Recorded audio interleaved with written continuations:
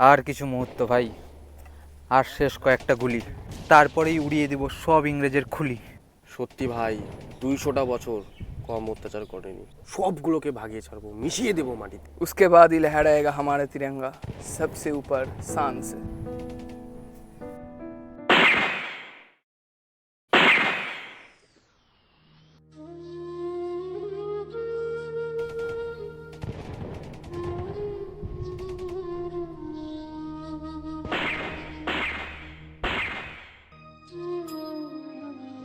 একবার বিদায় দে মা, ঘুরে আসি। আমার দেশ থেকে এদেরকে তৈরি ছাড়বো, একটা কেউ ছাড়বো না, প্রাণ গেলেও ছাড়বো না। আজাদি, আজাদি, আজাদি, আজাদি।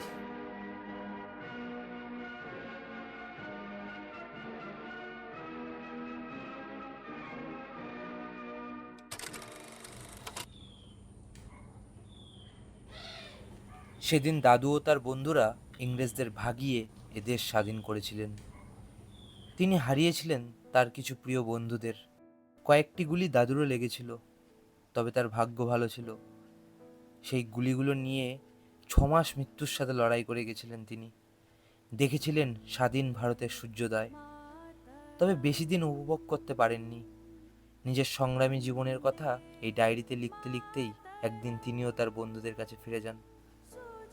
আজ ভারতের ৭৯তম স্বাধীনতা দিবস, তাই দাদুর ডায়েরিটা বের করে দেখছিলাম তারা কিভাবে একত্রে লড়াই করে ইংরেজদের হাত থেকে ভারতকে স্বাধীন করেছিল। আজ দিকে দিকে পতাকা উঠছে, সারা ভারতবর্ষ জুড়ে স্বাধীনতা দিবস উদযাপন করা হচ্ছে। নিজেদের স্বাধীনতা নিয়ে গর্ববোধ হচ্ছে, তবে এই ভারতের প্রত্যেকটা মানুষ আজও কি সত্যি স্বাধীন? সত্যি কি স্বাধীন? चल हिंदी में बात कर। করবো না। हिंदुस्तान में रहना है तो हिंदी में बात कर साले। হিন্দি আমার রাষ্ট্রভাষা নয়, আমি হিন্দিতে কথা বলবো না।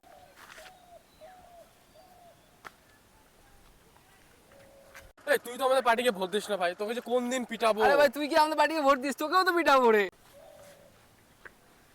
এ ভাই তুই মুসলিম না? ভাগ আমাদের দেশ থেকে ভাগ। কেন রে, দেশটা কি তোর বাপের?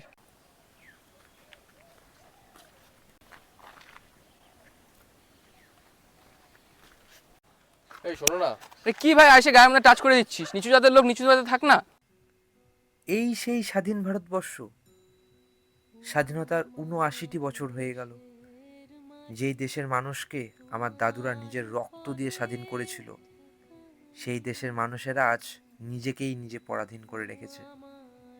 যেই একতা একসময় ব্রিটিশ শক্তিকে হারিয়েছিল, আজ সেই একতাই নিজেদেরকে ভাষা, ধর্ম, জাতপাত, রাজনৈতিক দলের নামে বিভক্ত করেছে।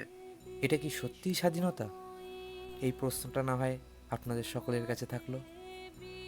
সময়ের আঁচল পাতা